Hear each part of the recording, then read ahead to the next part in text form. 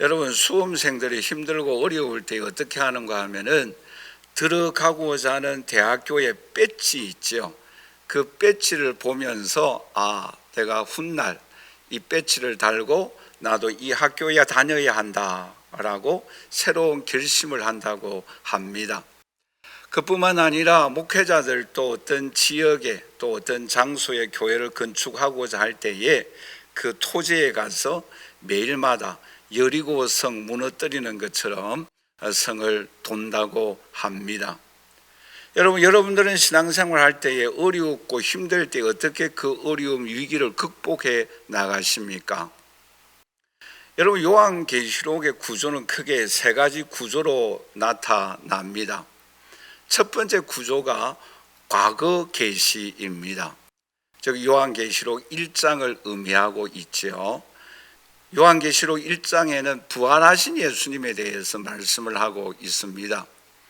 그리고 요한계시록의 2장과 3장은 아시아의 7 교회를 말씀하고 있기 때문에 현재 계시라라고 말씀을 합니다. 왜냐하면 현재 지구촌에 여러 정말 많은 교회들이 있습니다마는 이 7 교회에 준하여서 나타나는 그러한 교회들이라고 말을 합니다. 그리고 마지막 한 부분은 미래 계시입니다. 요한계시록 4장부터 마지막 22장까지 내용인데 장차 일어날 여러 가지 환난과 핍박과 또 예수 그리스도의 재림에 관하여서 말씀을 하고 있습니다. 그런데 오늘 우리가 읽은 내용은 4장의 말씀입니다. 그런데 이 4장과 5장은 말하자면 현재 계시가 2장 3장이잖아요. 그런데 미래의 여러 가지 재앙과 고난이 일어나기 직전에 4장과 5장을 우리에게 말씀을 하고 있습니다. 이 4장과 5장의 내용의 말씀은 한마디로 말씀드리면 천국의 모습을 말씀을 하고 있습니다. 여러분 한번 생각해 보시기를 바랍니다. 왜 요한계시록에서 장차 일어날 미래의 고난과 환난이 일어나기 직전에 왜 4장과 5장에서 천국의 모습을 하나님께서 보여주시는가? 이 부분에 우리는 주목하여야 합니다. 한마디로 말씀드리면 고난과 환난이 일어나기 직전에 왜 하나님은 오늘 우리에게 4장 5장에서 천국의 모습을 보여주고 있는가라는 내용의 말씀입니다. 여러분, 이 요한계시록이 기록된 때가 언제인가 하면은 주후 1세기입니다. 여러분 1세기 때에는 어떤 일들이 일어나는가 하면은 주로 로마 10대 황제로부터 기독교에 대하여서 굉장한 박해가 일어났던 시대입니다. 말하자면 사도 요한이 밤모섬에서 유배하고 이 환상을 본 때가 언제인가 하면 도미티안 황제가 기독교를 박해하였던 때입니다. 여러분 그때에 얼마나 많은 기독교 신자들이 죽어갔습니까? 어떤 황제는 로마 시를 불태워 오고 난 이후에 그 죄를 기독교 교인들에게 뒤집어 씌웠잖아요. 그 정도로 심한 박해를 가하였어요. 사자에게 밥이 되어졌고 많은 고난과 환난을 당하였을 때에 하나님께서 이 계시의 말씀을 주셨던 것입니다. 그리고 특별히 4장과 5장에서 왜 천국의 모습을 보여주는가 하면은 잠시만 이 고난을 이 환난을 견디라라는 것입니다. 왜냐하면 장차 영원한 하나님의 나라에 너희들이 다 올라온다라는 거예요. 그러므로 이 환난을 잠시만 견디면 이 천국에 올라와서 이 영광된 예배를 우리가 다 함께 드릴 수 있다라고 말씀하고 있습니다. 그렇기 때문에 로마서 8장 18절에 이렇게 말씀을 하고 있지 않습니까? 생각하건대 현재의 고난은 장차 우리에게 나타날 영광과 비교할 수 없다라고 말씀하고 있습니다. 사랑하는 성도 여러분, 오늘 우리에게 어떠한 어려움과 고난과 핍박과 환난이 우리들 앞에 부딪히고 있습니까? 이 1세기에 일어났던 이 환난을 우리가 생각해 보십시다. 그럴 때에 하나님께서 영광스러운 천국의 모습을 볼 수 있도록 천국의 문을 열어주셨던 것처럼 오늘 저와 여러분들도 어렵고 힘들 때에 우리의 눈이 열려져서 하늘의 문이 열리고 천국의 아름다운 모습을 볼 수 있는, 그리하여 우리의 삶에 부딪히는 어려움과 위기와 고통을 극복해 나갈 수 있는 오늘 저와 여러분들이 되시기를 주님의 이름으로 간절히 축원합니다. 그러면 이 시간에 이 요한이 본 천국의 모습은 어떠한가? 크게 두 가지 면을 우리가 함께 살펴보고자 합니다.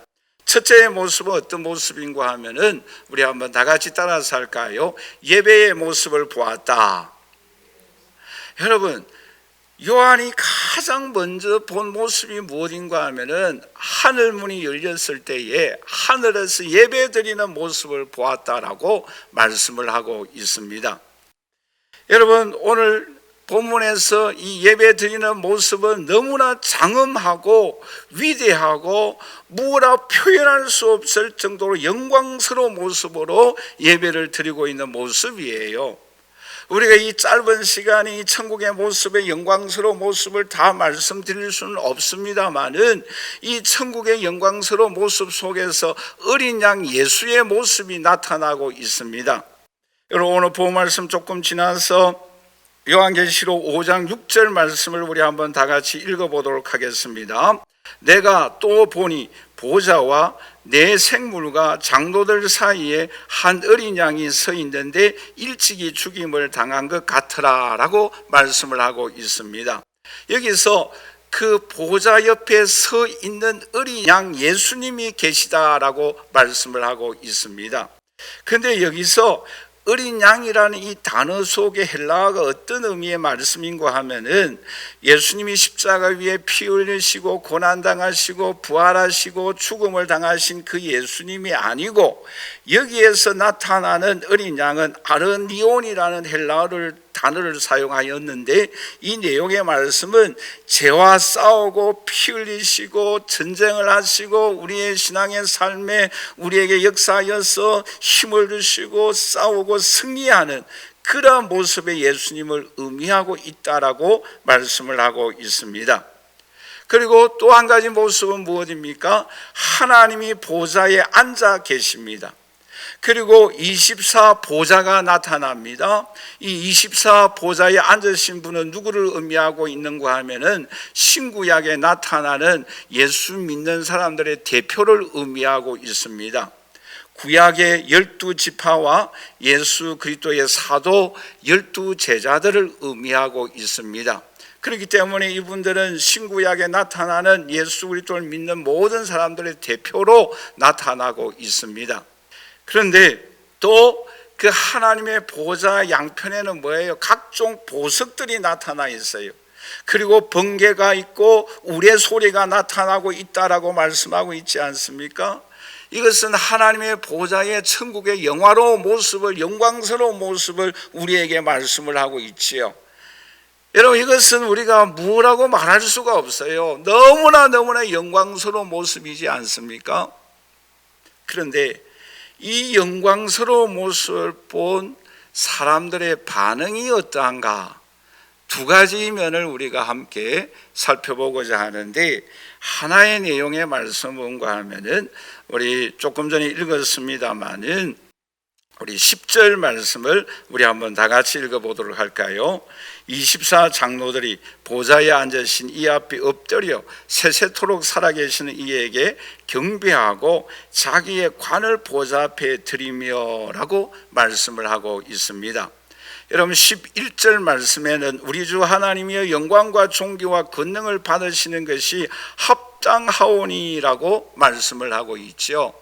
여기에서 우리가 두 가지 면을 함께 살펴보고자 합니다. 하나는 뭐예요? 경배하고라는 이 단어와 합당하다라는 이 내용의 단어가 뭔가 하면은 영어를 사용해서 죄송합니다만은 worship이라는 단어를 사용을 합니다. 여러분, 이 단어의 의미가 뭔가 하면은 뭐뭐 할 가치가 있다라는 의미의 말씀이에요. 그러니까 하나님께 예배 드릴 가치가 있다라는 거예요. 왜요?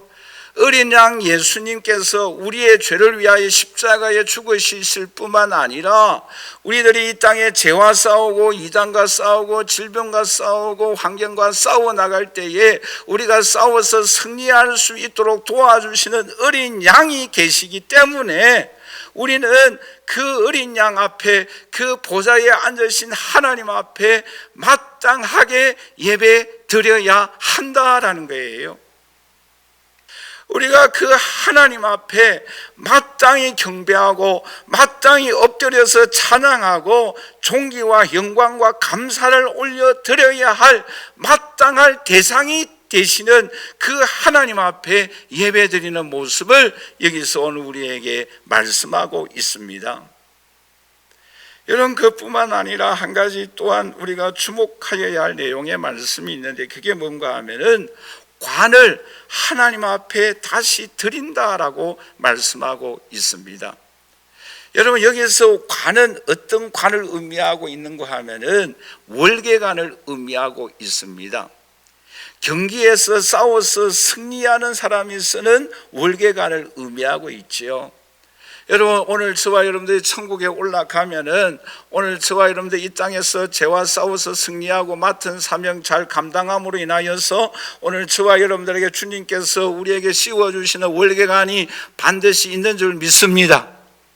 근데 여러분, 자세히 보면은 이 월계관을 받았어요. 근데 찬양을 하다가 이 24장로들이 어떻게 합니까? 월계관을 다시 드립니다. 왜 드릴까요? 한마디로 말씀드리면 자신이 월계관을 받은 사명을 감당하고 죄와 싸워서 승리하게 하여 주시고 이 월계관을 씌워주셨는데, 이 월계관을 쓸 수 있도록 은혜 베푸시는 분도 하나님이고 죄와 싸워 승리할 수 있도록 힘을 주신 분도 하나님이시고 이 사명을 잘 감당할 수 있도록 능력을 주신 분도 하나님이시기 때문에 그 은혜가 너무 감격스러워서 그 월계관을 쓰고 있을 수가 없어서 그 하나님 앞에 다시 드리는 거예요. 왜요? 하나님이 다 하셨기 때문에. 이 월계관을 쓸 수 있도록 은혜를 베풀어 주신 분도 하나님이시기 때문에 쓰고 있을 수가 없는 거예요. 그러므로 그 월계관을 하나님 앞에 다시 드리는 것입니다. 오늘 이 자리에 함께 예배드리는 저와 우리 사랑하신 성도 여러분, 왜 제일 먼저 이 고난의 시대 때에 도미티안 황제로부터 로마 10대 황제로부터 박해받는 이 성도들에게, 이 요한에게 왜 이 예배의 모습을 보여주십니까? 오늘 저와 여러분들도 영원한 천국에 올라가면은 이런 예배 드릴 수 있는 은총을 오늘 저와 여러분들에게 베풀어 주시기 때문인 줄 믿습니다. 그리고 오늘 우리에게 주시는 상급이 있어요. 면류관이 있어요. 그런데 이 면류관도 주님의 은혜로 주신 면류관이고 상급임을 깨닫게 되어지고 그 은혜로 주님 앞에 온전히 드리게 되어지는 이 아름다운 모습에, 이 광경에 오늘 저와 여러분들이 다 참여하게 됩니다. 지금 너희들이 어렵고 힘들지, 도미티안 황제로부터 고난을 당하고 운영극장에 가서 짐승의 밥이 되어지고 힘들고 어렵지. 그 힘들고 어렵지만 그 모든 죄와 싸워서 승리할 수 있도록 너희들에게 힘을 주고 순교할 수 있는 힘도 너희들에게 주고 너희가 모든 환경 속에 이길 수 있는 힘도 주님께서 주신다. 그리고 그 힘을 주시기 때문에 이 면류관도 너에게 주고 그 자리에 앉아 있을 수가 없어서, 그 면류관을 받아 쓰고 앉아 있을 수가 없어서 이제는 그 면류관도 하나님 앞에 드리면서, 하나님, 이것이 하나님의 은혜였습니다. 이것이 하나님의 손길이었습니다. 이것이 하나님의 능력이었고 하나님의 은총임을 찬양하며 영광 돌리는 그 예배의 자리에 미래에 오늘 저와 여러분들도 다 올라가게 됩니다. 그날을 바라보라라는 거예요. 여러분, 이사야 43장 21절 말씀해 보시면 왜 우리 사람들을 하나님께서 창조하셨습니까? 이 백성은 내가 나를 위하여 지었나니 나를 찬송하게 하려 함이니라 라고 말씀하고 있습니다. 여러분, 오늘 저와 여러분들을 하나님께서 창조하신 이유는 하나님을 찬양하며 경배하기 위하여 저와 여러분들을 찬양하였다라고 말씀하고 있습니다. 왜 이스라엘 백성들을 애굽 땅에서 인도하여 내어 주셨습니까? 출애굽기 5장 1절에 이렇게 말씀을 하고 있죠. 그 후에 모세와 아론이 바로에게 가서 이르되 이스라엘의 하나님 여호와께서 이렇게 말씀하시기를 내 백성을 보내라. 그러면 그들이 광야에서 내 앞에 절기를 지킬 것이니라 라고 말씀하고 있습니다. 왜요? 이스라엘 백성들을 구원한 출애굽시킨 이유가 무엇입니까? 홍해를 가르고 요단강을 건너고 또한 만나와 메추라기를 먹여주시고 불과 구름 기둥으로 보호하여 주신 이유가 뭐예요? 하나님 앞에 예배 드리기 위하여 그들을 구원하였다라고 말씀하고 있습니다. 오늘 이 자리에 함께 예배 드리는 저와 우리 사랑하시는 성도 여러분, 오늘 저와 여러분들을 구원하여 주시고 오늘에 이르기까지 인도하여 주신 이유가 무엇이겠어요? 하나님이 이 땅에서도 예배드리고 영원한 하나님의 나라에서도 영광 중에 예배드리는 그날이 있기 때문에 오늘 우리들을 구원하여 주시고 보호하여 주시고 인도하여 주셨습니다. 할렐루야. 우리는 이 은총을 늘 항상 찬양하며 영광을 올려드려야 합니다. 그뿐만 아니라 오늘 저와 여러분들 이 땅에서 예배 드릴 때에 하나님의 영광이 임하여 주십니다. 성령의 능력이 임하여 주십니다. 여러분, 예수님께서 성천하실 때에 예루살렘 성을 떠나지 말고 기다리라라고 말씀하였을 때에 그 말씀을 드렸던 많은 사람들이 오순절 마가다락방에 기도하고 하나님을 경배하고 찬양하였어요. 그럴 때 어떤 역사가 일어났습니까? 사도행전 2장 1절에서 2절 말씀해 보시면 이렇게 말씀을 하고 있지요. 우리 한번 다 같이 읽어보도록 하겠습니다. 오순절 날이 이미 이름에 그들이 다 같이 한 곳에 모였더니 홀련히 하늘로부터 급하고 강한 바람 같은 소리가 있어 그들이 앉은 온 집에 가득하였다라고 말씀하고 있습니다. 여러분, 오늘날도 충만한 교회에서 이 시간 예배드리는 저와 여러분들에게 오순절 마가다락방에 임하였던 성령의 능력이 오늘 우리 각 심령 위에 임하여 주십니다. 그 은총이 오늘 저와 여러분들에게 임하여 주십니다. 그 성령의 능력을 힘입고 살아가십시다.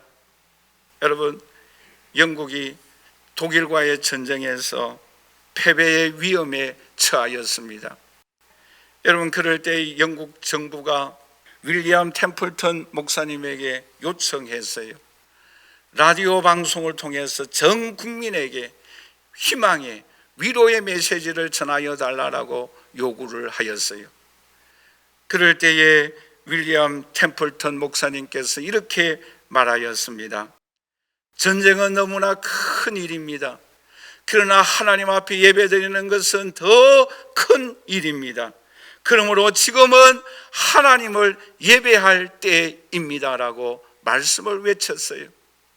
여러분, 만약에 저에게 물론 그런 일이 있을 수 없겠지만 만약에 정부가 하나님의 말씀을 전하여 달라 전 국민에게 TV를 통해서 방송을 할 것이다 라고 말한다고 한다면 전쟁은 위험하고 큰 일이지만 이 시간 우리들은 모두가 다 하나님 앞에 기도하여야 합니다라고 저는 외칠 것 같아요.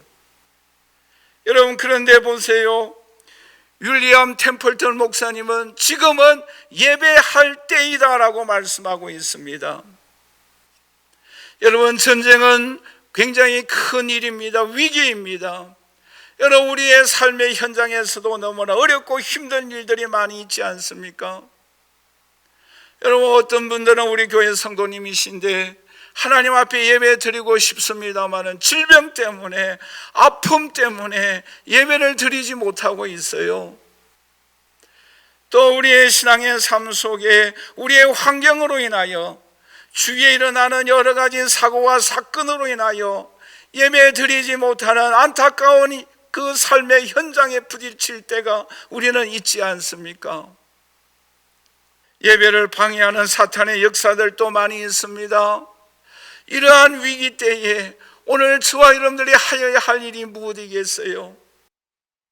윌리엄 템플턴 목사님이 말씀하고 있는 것처럼 지금은 하나님을 예배할 때입니다. 예배할 때에 하늘 문이 열립니다. 하늘의 영광이 임하여 주십니다. 성령의 능력이 오늘 우리에게 임하여 주십니다. 하나님의 권능이 임하여 주십니다. 하나님의 영광이 나타납니다. 그러므로 오늘 우리들은 하나님께 예배 드리는 일에 최선을 다할 수 있는 저와 여러분들이 되시기를 주님의 이름으로 간절히 축원합니다. 여러분, 찰스 웨슬레 목사님은 이렇게 외쳤어요.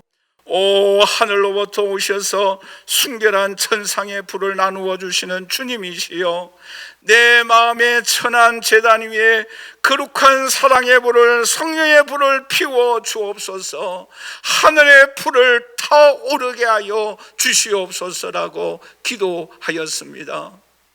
여러분, 오늘 저와 여러분들의 심령의 제단 위에도 하늘의 성령의 불이 임하는 예배가 되어질 수 있기를 주님의 이름으로 간절히 축원합니다. 그래야 오늘 우리가 영광된 저 영원한 천국에서도 하나님께 예배드리는 그 은총을 오늘 저와 여러분들도 누릴 수 있기를 주님의 이름으로 간절히 축원합니다. 마지막 두 번째로, 이 사도 요한이 천국에서 어떤 모습을 보았습니까? 우리 한번 다 같이 따라서 할까요? 보좌에 앉으신 하나님의 모습을 보았다. 여러분, 오늘 본 말씀 2절인데 우리 한번 다 같이 읽어보도록 할까요? 내가 곧 성령에 감동되었더니 보라, 하늘의 보좌가 베풀었고 그 보좌 위에 앉으신 이가 있는데. 여러분, 이 보좌라는 단어가 굉장히 중요한 단어예요. 여러분, 집에 가서 한번 읽어보시기 바랍니다. 우리 요한계시록 4장에만 보좌라는 단어가 14번 나와요.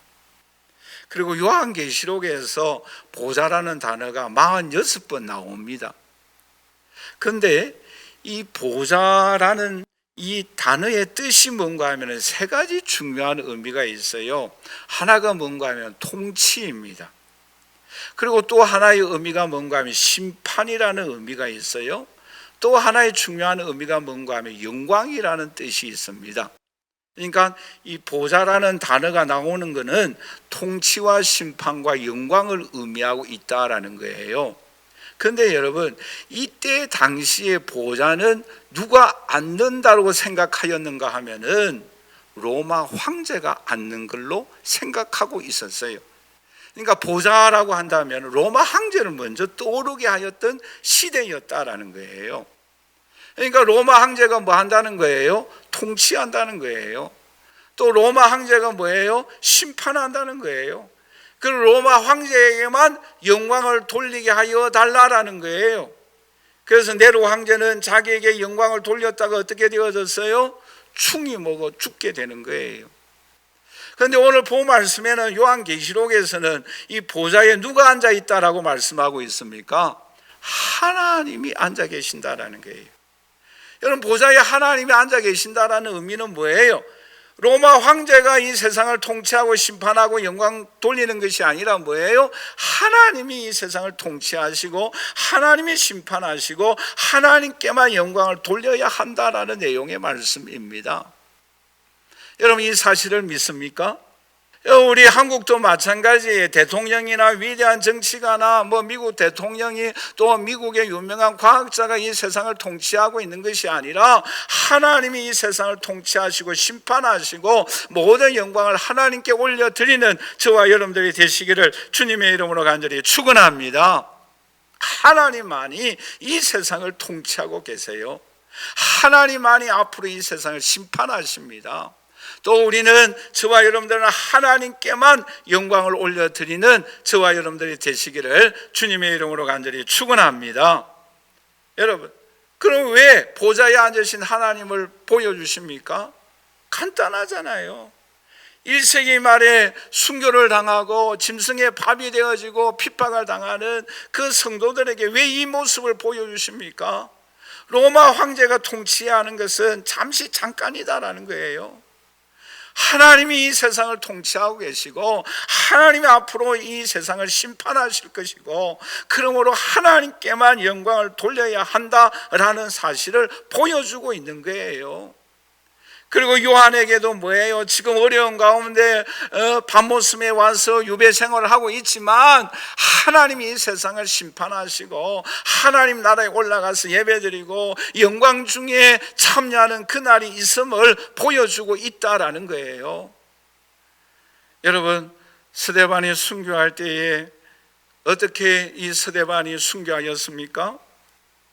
사도행전 7장 55절에서 56절에 이렇게 말씀을 하고 있죠. 우리 한번 다 같이 읽어보도록 할까요? 스데반이 성령 충만하여 하늘을 우러러 주목하여 하나님의 영광과 및 예수께서 하나님 우편에 서신 것을 보고 말하되 보라 하늘이 열리고 인자가 하나님 우편에 서신 것을 보노라라고 말씀하고 있지 않습니까? 여러분, 이럴 때에 이 말씀을 듣고 있었던 영국의 한 청년이 목사님에게 이런 질문을 하는 거예요. 목사님, 예수님께서 보좌 우편에 서셨는데 스데반이 이런 비참한 순교 현장에서 도와준 것이 무엇입니까? 라고 물어보았어요. 그럴 때에 이 목사님께서 이렇게 말씀하시는 거예요. 예수님께서 하나님 보좌 우편에 서셔서 두 손을 높이 높이 들고 스데반 집사야 어서 빨리 올라오라. 내가 기다리고 있다. 그리고 지금 내 손에는 네게 줄 면류관을 갖고 있다. 어서 오너라. 나를 닮아서 내가 십자가를 감당하였던 것처럼 부활의 능력이 임하여 지금 하나님 보좌 우편에 서 있는 것처럼 너도 어서 올라오라. 나처럼 이렇게 천국에서 영원한 삶을 누리고 살아가야 되지 않겠니? 오늘 이 자리에 함께 예배드리는 저 우리 사랑하신 성도 여러분, 우리의 삶 속에 일어나는 모든 일들 속에 우리가 우리의 힘으로 이길 수 없는 일들이 있고 우리의 힘으로 해결할 수 없는 일들이 있지 않습니까? 또한 꼭 이루어야 할 소원도 우리가 있지 않습니까? 하나님이 섭리하여 주시고 하나님이 이루어 주시고 하나님께서 역사하여 주실 줄 믿습니다. 보좌에 서서 스데반 집사님을 응원하여 주시고 힘을 북돋아 주신 부활하신 주님은 오늘 우리에게도 일어서서 우리에게 도와주시고 힘을 주시고 격려하여 주시고 붙잡아 주시고 능력으로 우리의 삶을 인도하여 주십니다. 보좌에 서신 그 주님을 바라보십시다. 여러분, 오늘 5절 말씀해 보시면 이렇게 말씀을 하고 있지요. 보좌로부터 번개와 음성과 우리의 소리가 나고 보좌 앞에 켠 등불 7이 있는데 이는 하나님의 7 영이라고 말씀하고 있지 않습니까? 7 영은 성령을 의미하고 있습니다. 번개와 음성과 우리의 소리는 하나님의 근엄하신 위엄을 의미하고 있습니다. 이러한 위엄스러운 모습을 이스라엘 백성들에게 임재하여 주셨습니다. 출애굽기 19장 16절에 이렇게 말씀을 하고 있지요. 우리 한번 다 같이 읽어보도록 할까요? 셋째 날 아침에 우리와 번개와 빽빽한 구름이 산 위에 있고 나팔 소리가 매우 크게 들리니 진중에 있는 모든 백성이 떨더라라고 말씀하고 있습니다. 그뿐만 아니라 출애굽기 19장 4절 말씀에 우리 하나님께서 어떻게 도와주시는가? 내가 애굽 사람에게 어떻게 행하였은가? 내가 어떻게 독수리 날개로 너희를 업어 내게로 인도하였음을 너희가 보았느니라 라고 말씀하고 있습니다. 여러분, 저는 이 말씀을 읽으면서 가슴이 뭉클했어요. 그게 뭔가 하면은 내가 어떻게 독수리 날개로 너희를 업어 내게로 인도하였음을 보아노라 라고 말씀하고 있지 않습니까? 우리를 어떻게 한다고요? 업었어. 무엇으로? 독수리 날개로.